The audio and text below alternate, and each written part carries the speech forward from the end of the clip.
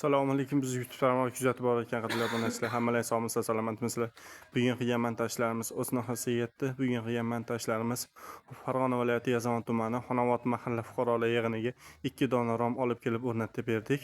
Ranglari oq profildan, lega profildan qilib berdik. Tojikistonniki nihoyatda sifatli va go'zal bo'lib bitdi. Avvalambor razmerlarini tushuntirib o'taman, keyin narxlariga to'xtalib o'tib ketamiz. Razmerlari enlari 1.20, bo'ylari 1.50 cm. Yoniga bitta ochilish qo'yib berganmiz.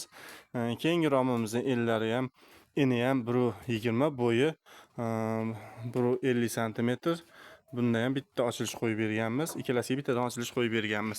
Buni o'zlaringiz ko'rishingiz mumkin. Pastlariga arqangulli oynalarni qo'yib berdik. Ikkalasiga ham tepasiga oq prostoy oynalarni qo'yib berganmiz. Penalari atida hamma yo'g'iga qo'yib chiqdik. Ikkalasiga ham cho'tki bo'ldi. Mana o'zlaringiz ko'rishingiz mumkin. Hamma yo'g'iga to'ldirib qo'yib chiqqanmiz. Qadrli obunachilar, ichki tomondan ko'rsataman.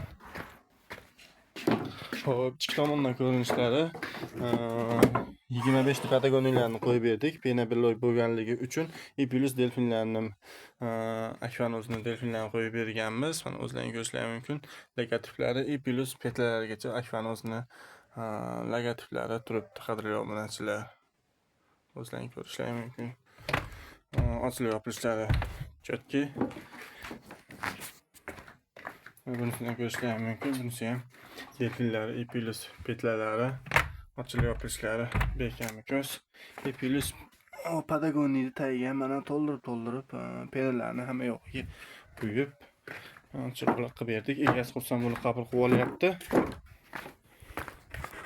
Xo'p, qadrli obunachilar, Farg'ona viloyati Yazovon tumani Xonobod mahalla fuqarolar yig'iniga 2 dona romimiz lega profildan olib kelib o'rnatib berishimiz. Jami summasi 2.500.000 so'mga olib kelib o'rnatib berdik. Kimda savol taklif bo'lsa kommentariyada qoldiringlar, o'qib chiqib javob berishga harakat qilamiz. Obuna bo'lmaganlar obuna bo'lib qo'yinglar, like bosishni unutmanglar. Sizlar bilan har doimgidek xonakva.